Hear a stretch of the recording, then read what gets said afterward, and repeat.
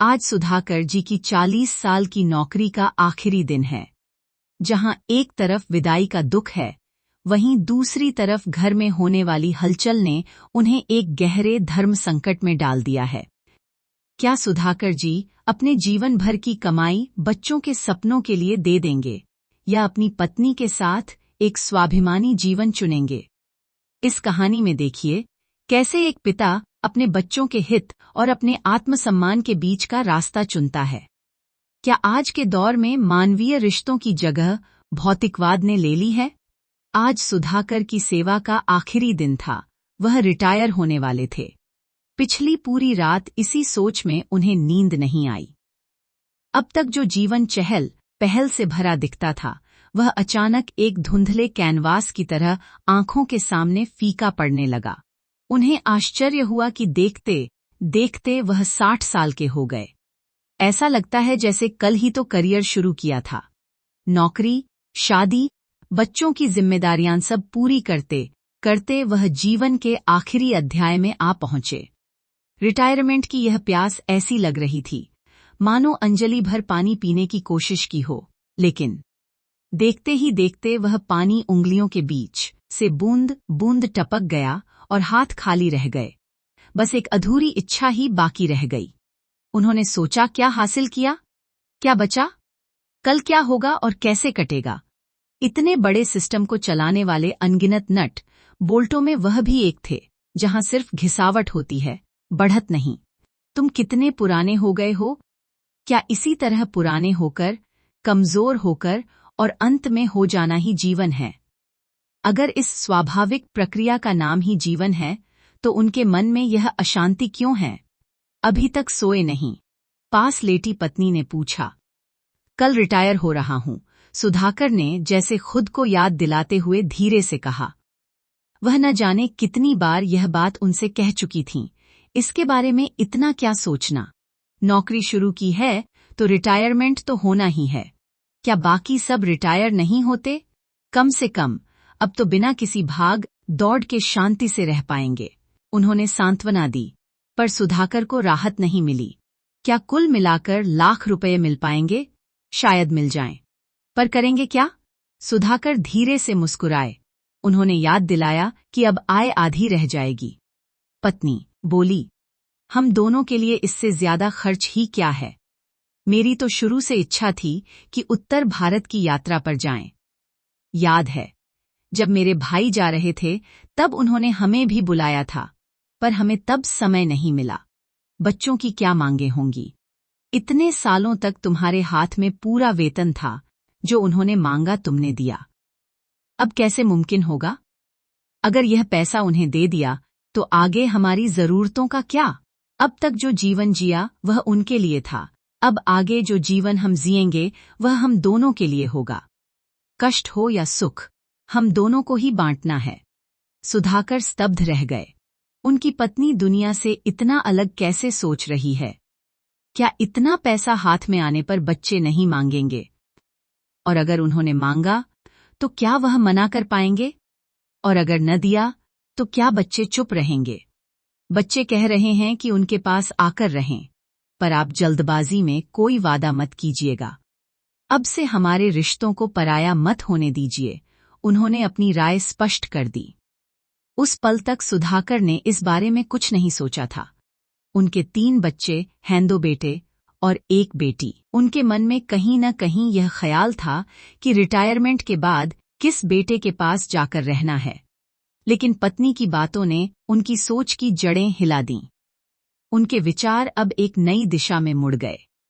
उनकी और बच्चों की पीढ़ी में एक बड़ा अंतर है। उनकी पीढ़ी भावनाओं और रिश्तों को महत्व देती थी, जबकि आज की पीढ़ी निजी सुख सुविधाओं को ज्यादा आंकती है। उनकी सोच यह है कि बस वह खुद सुखी और निष्पक्ष रहें। शायद इसका एक कारण जीवन का संघर्ष है, जो अब बहुत कठिन हो गया है। एक समय था जब जीवन का उद्देश्य भाग्य शब्द में सिमटा होता था और लोग जो मिला उसी में संतोष करते थे। पर अब ऐसा नहीं है। हर कोई हर चीज चाहता है। आज अयोग्य व्यक्ति भी योग्य व्यक्ति को कड़ी टक्कर दे रहा है। इस माहौल में स्वार्थ बढ़ गया है और भौतिकवाद ने जगह ले ली है, जिससे मानवीय रिश्तों की कोमलता प्रभावित हो रही है। ऐसे में बेटों के पास रहना शायद सही न हो। अभी तुरंत सोचकर फैसला लेने की जरूरत नहीं है, बस इसे मन में रखिए।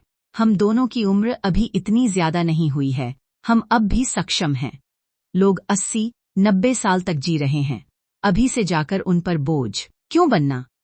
जब तक दूर रहेंगे तभी तक रिश्ते बचे रहेंगे। उन्हें जल्दबाजी में तोड़ने से बेहतर है कि जहां हैं वहीं रहकर उन्हें संभालें। अपने बारे में सोचना गलत नहीं है। रिटायरमेंट जीवन का आखिरी पड़ाव नहीं है, इसके बाद भी एक लंबा सफर बाकी है। तब तक हमारा बोझ कोई और नहीं उठा सकता, और ऐसी उम्मीद करना भी गलत है।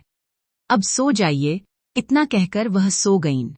आज भी इतने सारे फाइल्स लेकर क्यों बैठे हैं सर? सुधाकर के करीबी जूनियर क्लर्क ने पूछा। बस आज का ही तो दिन है, सुधाकर ने उदास मन से जवाब दिया। कितना भी चाहने पर कहीं न कहीं एक निराशा उन्हें सामान्य नहीं रहने दे रही थी। तभी एक सहकर्मी, जिसकी सेवा के अभी 2 साल बाकी थे, ने मजाक किया, क्यों सर? क्या पूरी सर्विस बिना काम किए ही सैलरी ली है, जो सिर्फ आज के दिन की बात कर रहे हैं? मजे किए आपने तो। सब हंस पड़े। सुधाकर भी जबरदस्ती मुस्कुरा दिए। तभी मैनेजर का बुलावा आया।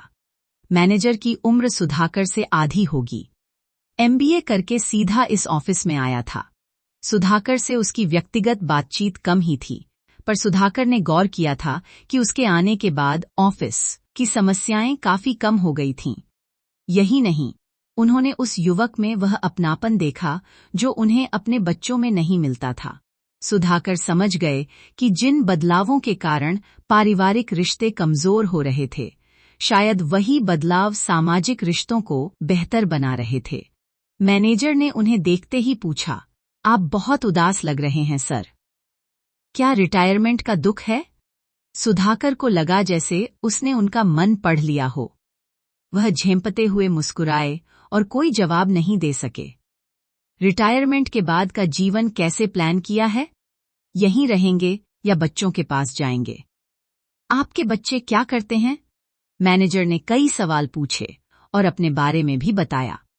अंत में उसने कहा, कई लोग समझते हैं कि रिटायरमेंट जीवन का डेड एंड है, पर मेरा मानना है कि यह गलत है।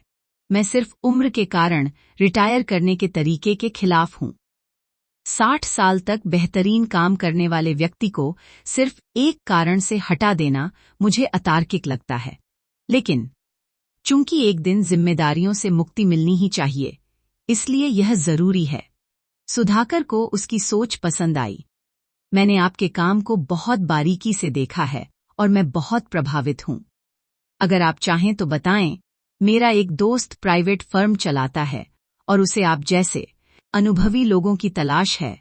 सुधाकर को ऐसा महसूस हुआ जैसे समुद्र की कोई बड़ी लहर उनसे टकराई हो। इंसान द्वारा कमाए गए पैसे की नहीं, बल्कि उसके हुनर की पहचान होनी चाहिए। उन्होंने मैनेजर को भावुक होकर धन्यवाद दिया। उस वक्त यह गौण था कि वह नौकरी करेंगे या नहीं। महत्वपूर्ण यह था कि मैं अब किसी काम का नहीं हूं वाला भाव मिट गया और एक नई ऊर्जा का संचार हुआ।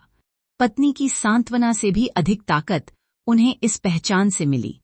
शाम तक वह खुशी घूमे, फिर फेयरवेल पार्टी हुई और उसके बाद उन्हें घर छोड़ दिया गया। घर पर एक और सरप्राइज था। दोनों बेटे, बहुएं, बेटी, दामाद और इकलौती बहन सब वहां मौजूद थे और उनका इंतजार कर रहे थे। तुम सब कब आए? उन्होंने प्यार से पूछा। बहन ने कहा, भाभी ने फोन करके बताया कि तुम रात भर परेशान थे। इसमें परेशान होने वाली क्या बात है? जिम्मेदारियां पूरी हुईं, अब आराम से किसी क्लब की मेंबरशिप लो और जब तक हिम्मत है मजे से रहो। बच्चे हैं ही, उनके पास जाओ। तभी साल के पोते ने पूछा, दादाजी, अब तो आप ऑफिस नहीं जाएंगे ना? हमारे साथ चलिए। सब सुधाकर की ओर देखने लगे कि वह क्या जवाब देते हैं, पर वह बस मुस्कुरा कर रह गए। 2 दिन हंसी खुशी बीते। तीसरे दिन की रात जब सुधाकर अकेले बैठे थे, तो उनके बड़े बेटे किरण ने आकर पूछा, पापा, आगे का क्या सोचा है? कोई जवाब न मिलने पर उसने फिर कहा, आप दोनों यहाँ अकेले क्यों रहेंगे? हमारे पास चलिए। वहां को ऑपरेटिव सोसाइटी में मुझे प्लॉट मिल गया है, 4 कमरे बनवा लेंगे तो आराम से रहेंगे। आपके बेनिफिट्स कितने तक मिल सकते हैं? सुधाकर को थोड़ा अजीब लगा। उन्होंने बस इतना कहा, अभी कुछ सोचा नहीं है। वह अपनी पत्नी से हुई चर्चा बेटे के साथ खुलकर नहीं कर पाए। किरण को बुरा लगा। उसे लगा कि पिता उस पर भरोसा नहीं कर रहे। उसे लगा था कि रिटायर होते ही पिता उसके या छोटे भाई के पास आ जाएंगे। उसने मन ही मन हिसाब लगा लिया था कि अगर पैसे के 3 हिस्से हों तो उसके हिस्से के 2 लाख से घर का काम शुरू हो जाएगा और बाकी लोन से पूरा कर लेगा। अगले दिन पत्नी से सुधाकर ने कहा, किरण कह रहा था कि उनके पास चलें, पैसे देंगे तो वह घर बनाएगा। पत्नी ने उत्सुकता से पूछा, तो आपने क्या कहा? मैंने कुछ नहीं कहा। अभी यह बात अधूरी ही थी कि किरण के ससुर को हार्ट अटैक आने की खबर मिली। सब तुरंत वहां पहुंचे। अस्पताल में 24 घंटे के ऑब्जर्वेशन के बाद डॉक्टरों ने कहा कि अब खतरा टल गया है और सर्जरी की जरूरत नहीं है। पेशेंट को स्पेशल वार्ड में शिफ्ट करने के बाद किरण और उसकी पत्नी सुषमा यह कहकर लौट आए कि हम फिर आएंगे। किरण को आश्चर्य हुआ। उसने खुद से पूछा कि क्या पिता के प्रति उनकी जिम्मेदारी बस इतनी ही है? उसने सुषमा से कहा, तुम्हें कम से कम 2 दिन और रुकना चाहिए था।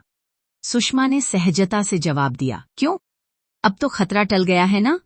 माँ और भाई, भाभी हैं वहां। बच्चों के एग्जाम्स के बाद फिर जाऊंगी। किरण ने पूछा, क्या पैसों की जरूरत है? यह पूछा तुमने?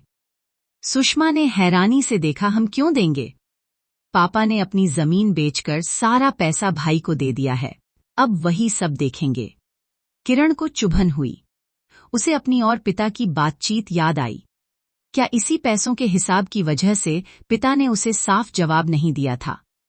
बाद में छोटे भाई कुशल ने किरण से कहा, भाई, मैं पापा से कुछ पैसों के लिए पूछना चाहता हूं, मुझे प्लॉट खरीदना है। किरण सन्न रह गया।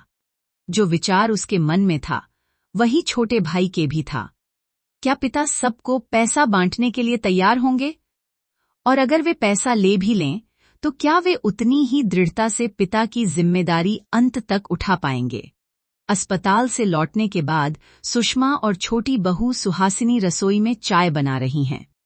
घर में शांति है, पर दोनों के बीच की बातचीत में भविष्य की चिंता और पैसों का गणित है।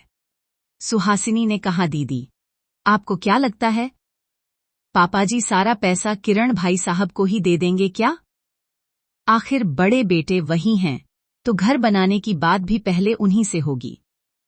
सुषमा चाय छानते हुए कह तो रहे हैं, पर तुमने देखा नहीं, पापाजी ने एक बार भी हाँ नहीं भरी। और सच कहूं तो अगर वो हमारे साथ रहने आए तो फिर मेरी आजादी तो गई।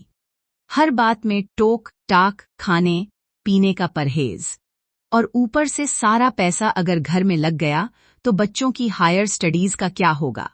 हाँ, वही तो। कुशल भी कह रहे थे कि प्लॉट लेने का यही मौका है। अगर अभी पापाजी ने मदद नहीं की तो हम कभी अपना घर नहीं ले पाएंगे।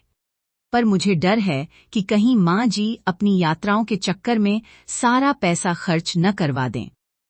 रात खाना खाने के बाद सुमा अपने पिता के साथ बैठकर बोलने लगी कि पापा, भैया लोग जो कह रहे हैं उसे दिल पर मत लीजिएगा। वो अपनी गृहस्थी देख रहे हैं, पर आप वही कीजिएगा जो आपको और माँ को सही लगे। सुधाकर मुस्कुराते हुए, तू भी तो अपनी गृहस्थी देख रही है सुमा। तूने तो कुछ नहीं मांगा। सुमा आंखों में नमी के साथ, मुझे आपका पैसा नहीं, आपका वो सुकून चाहिए जो आपने 40 साल की नौकरी में खो दिया था। माँ सही कह रही हैं, आप लोग घूमिए। अगर आप आज सारा पैसा इन्हें दे देंगे तो कल 1 रुपये के लिए आपको इनके सामने हाथ फैलाना पड़ेगा। मैं नहीं चाहती कि मेरे आत्मसम्मान वाले पिता कभी किसी के बोझ बने। दूसरे दिन सुबह जब सब सामान बांधकर निकलने वाले होते हैं, किरण ने पिता से बात की, पापा, मैंने जल्दबाजी में पैसों की बात की, मुझे माफ कर दीजिए। सुधाकर ने पूछा, ऐसा क्यों कह रहे हो? सुषमा के घर में जो हुआ उसे देखकर मेरी सोच बदल गई। सुधाकर मुस्कुराए और बोले, देखो बेटा, हर इंसान की समझ का एक दायरा होता है। जब तक तुम्हारी माँ ने मुझे नहीं समझाया, मुझे भी कई बातें समझ नहीं आई थीं। मानवीय रिश्ते अक्सर अहंकार और बदलाव के डर के बीच फंसे रहते हैं। जिस तरह तुम अपने ससुर के मामले में स्वतंत्र होकर कुछ नहीं कर पाए, हमारे मामले में बहुओं की स्थिति भी वैसी ही होगी। वे शायद इसे एक मजबूरी की जिम्मेदारी की तरह निभाएं, पर उसमें वह आत्मीयता नहीं होगी। फिलहाल हम अलग ही रहना चाहते हैं। जहां तक पैसों का सवाल है, मैंने तुम तीनों बच्चों को पाल पोस कर बड़ा किया और आज मुझ पर कोई कर्ज नहीं है। तो यह मत समझना कि मैं अपने पैसों के मामले में नासमझ हूं। सुधाकर ने बहुत स्पष्टता से अपनी बात रखी। उन्होंने किरण के जरिए कुशल को भी जवाब दे दिया था। मैं अपने पैसे बर्बाद नहीं करूंगा, डरो मत। सुधाकर के इस फैसले पर सबकी मिली जुली प्रतिक्रिया थी। उन्होंने कुछ पैसा पोते पोतियों के नाम फिक्स कर दिया और स्पष्ट कर दिया कि वह अपनी जिंदगी खुद जिएंगे। कुशल की पत्नी बुदबुदाई, इतना पैसा लेकर क्या करेंगे? क्या साथ ले जाएंगे? क्या पेंशन काफी नहीं है? कुशल भी चुपचाप खड़ा रहा, लेकिन किरण और सुषमा को कोई आपत्ति नहीं थी। सुषमा खुश थी कि उसे अभी ससुर की जिम्मेदारी नहीं उठानी पड़ेगी। चलते समय सुधाकर की पत्नी ने सबको गले लगाया और कहा, यह मत सोचना कि पापा रिटायर हो गए हैं तो तुम यहाँ नहीं आ सकते। जब मन करे आओ, बच्चों को भेजो। सब अपने अपने घरों के लिए रवाना हो गए। सुधाकर की जीवन यात्रा अब एक सफर पार कर अगले नए सफर की ओर बढ़ चली थी। यदि आपको वीडियो पसंद आया तो कृपया लाइक करें और हिंदी वॉइस चैनल को सब्सक्राइब करें। आपके बहुमूल्य विचार कमेंट में जरूर लिखिए। और भी अच्छी अच्छी कहानियों के साथ फिर मिलती हूँ। कहानी देखने के लिए धन्यवाद।